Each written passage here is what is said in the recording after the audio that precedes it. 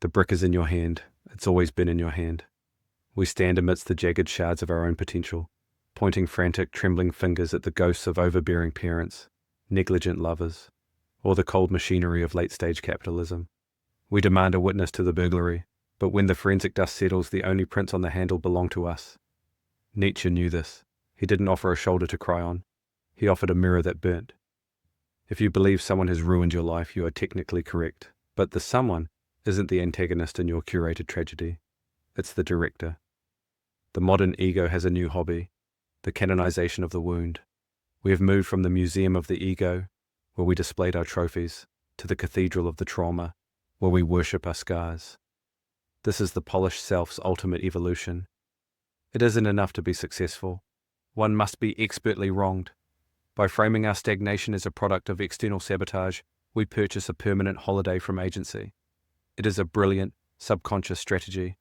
And if the world is rigged, if the narcissist in our life has drained our essence, then our failure to thrive isn't a lack of courage. It's a badge of martyrdom. We internalize the wreckage until the ruin becomes our architecture. We aren't living. We are merely documenting a crime scene where we are both the victim and the lead investigator. Enter Nietzsche's Ressentiment. In the digital Panopticon, victimhood is the only remaining currency that commands immediate moral authority. To be ruined is to be good. To be powerful or self-authored is to be suspicious.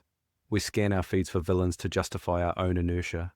We outsource our sovereignty to the algorithm, waiting for a villain to appear so we can point and say, "There, that is why I'm not who I should be." This is the slave morality of the 21st century, a reactive existence where our identity is forged purely in opposition to what we hate.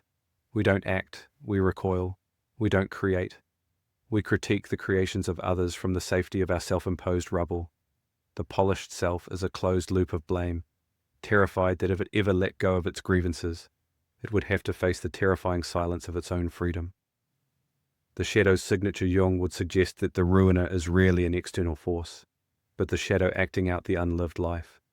When we refuse to integrate our darker impulses, our ambition, our aggression, our hunger, they don't vanish. They go underground and start unscrewing the bolts of our achievements. We sabotage the promotion. We pick the fight that ends the relationship. We accidentally miss the deadline. And then, with a performative sigh, we blame burnout or bad luck. This is the shadow's signature. It would rather see the house burn down than allow the ego to remain in a state of fraudulent comfort. The fracture isn't the problem. The refusal to acknowledge the hand holding the match is the problem. We are the burglars of our own joy because on some level, the ruin feels safer than the vertigo of the open sea. To accept that you are the architect of your own ruin is not an act of self-flagellation. It is the first breath of the fractured self. It is the moment the thing becomes a being.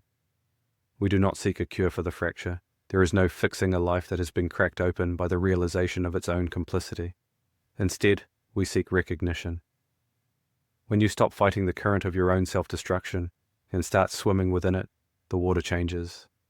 The ruin stops being a destination and starts being a raw material. The light gets in through the cracks you made yourself. This is the outlaw spirit, the refusal to be a polished product of your circumstances. You are ruined, marvelously, catastrophically ruined. And for the first time, the brick is no longer a weapon used against yourself. It's a foundation stone,